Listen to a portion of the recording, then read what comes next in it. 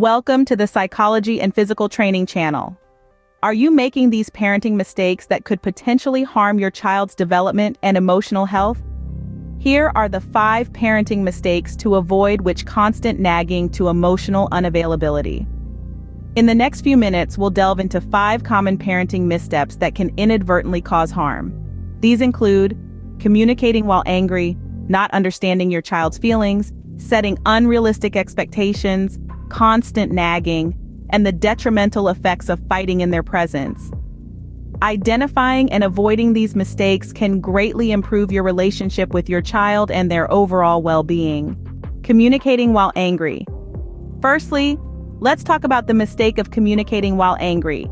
Imagine you're a ship in stormy seas. Your emotions are the waves, wild and unpredictable. Now imagine trying to send a clear message to another ship in these conditions. It's challenging, isn't it? That's what it's like when you try to communicate with your child while you're angry. The message often gets lost in the storm of emotions, creating a barrier between you and your child. This can instill fear or confusion, causing them to shut down or withdraw. So, what can you do? The answer is to wait. Wait until the storm has passed and your seas are calm. Take a moment or several to collect yourself before discussing the issue at hand.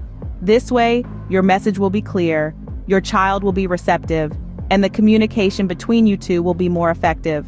Remember, it's always better to talk when you're calm and composed, not understanding their feelings.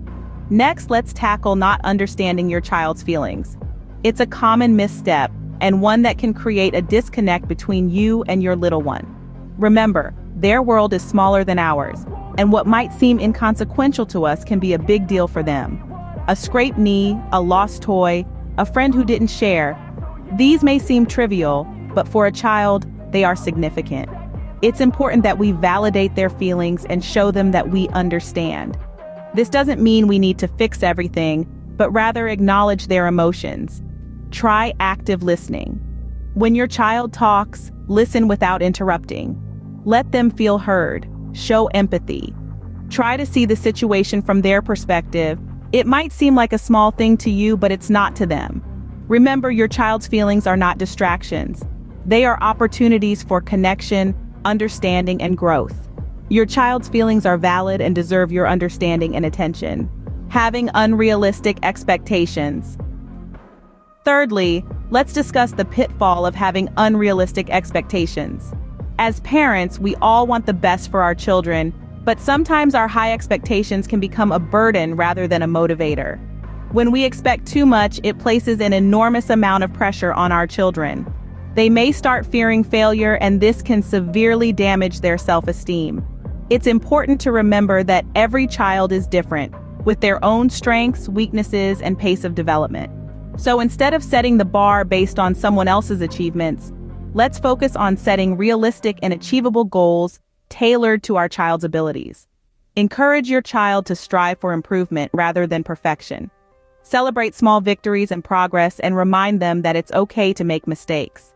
Mistakes are, after all, stepping stones to success.